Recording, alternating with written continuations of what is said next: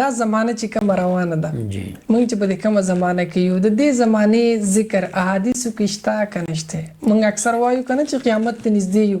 نو احادیث ذخیره چې وګورئ نو دې زمانه باره کې څه وایي حضرت د آخر زمانه آغاز او شروعات خو د امام الانبیا د ژوند نه شوی دی چې هغې ته آخر نبی آخر الزمان وي ایو صفت دی صحیح او بیا په امام الانبیا باندې 1400 کاله تیر شو نو هغې ته نبی آخر الزمان وي جی جی نو اوس دا کم دور د 1400 کاله تیر شو جی جی جی خو د احادیثو په رو باندې څه آثار او روایت داسې دي چې د هغې نه بالکل دا واضحه ده چې هغه وړې نشانې چې څومره دي نو هغه زموږ په معاشره کې موجودې دي بالکل لکه رسول الله وسلم حدیث جبریل کې یو تذکره ده پیغمبر علیه الصلاة والسلام ته جبریل علیه السلام راغی اخبرني عن الايمان اخبرني عن الاسلام هغه ورته تفصیل وکړو چې ایمان خو دې ته وایي ان تؤمن بالله وملائکته وکتبه ورسوله امنت بالله ورته ویله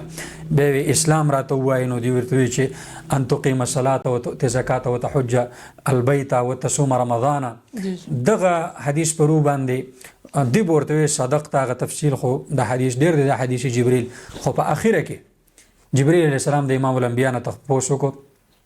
اخبرني عن الساعه قیامت به کله راځي ما ته ووایي نو یو خو خلک دا خبره کوي چې قیامت به په 2025 کې راځي 2028 کې به راځي نو پیغمبر علیه السلام د جبریل علیه السلام تپوس وکړو اخبرني عن الساعه قیامت به کله راځي رسول الله ورته فرمایل ما المسؤول عنها بعالم من السائل مسؤول عنها د سائل نه زیات اعلم نه دی یعنی څنګه چې تا ته پته نشته داسې ما ته پته نشته بخاري شریف کې راځي سأحدثكم عن اماراتها والنخب دته ویم ترى الحفاة العراة العارة الرياء الشاية يتطاولون في البنيان تبوینه چې لغړ تو غړ خلک خپل لخپې خلک د ګړو سرهون کې خلک په بلډینګانو جوړولو کې یو بل سره مقابله شروع کی ان تلد الامه ربتها وینځ به سید وځيږي معزز خلک به عزت شي به عزت به معزز شي زورور به کمزور شي کمزوري به زورور شي صحیح مور پلار دې د پاره دي چې دا به مخدومین مور او پلار به خادمان شي بچي به مخدومین وګرځي انقلابات د احوال دا برش جی جی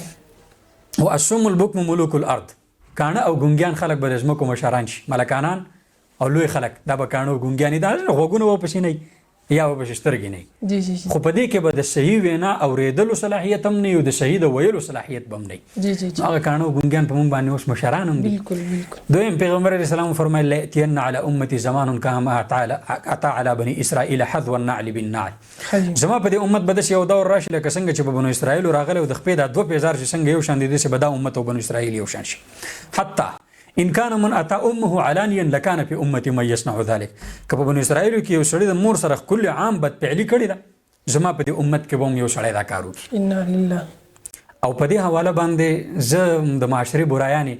دا په دغه باندې منبر نه بیانوم او نه دې قائل نیم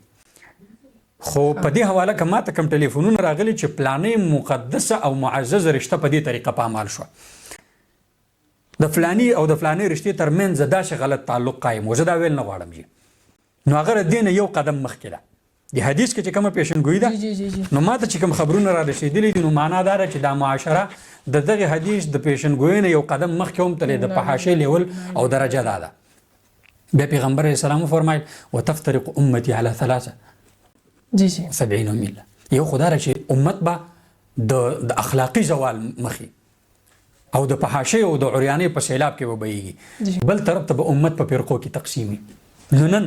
په هغه بنیادی مسایلو باندې زمونږ کار کم دی او امت په فرقو کې تقسیم ډیر دی بالکل بالکل نو دا هم په دې حدیث په رو باندې د پیغمبر اسلام یو حکیمانه جواب دی چې په دغه ټیم کې تاسو د فرقو خدمت مکوئ د امت په حال باندې فکر من شي صحیح صحیح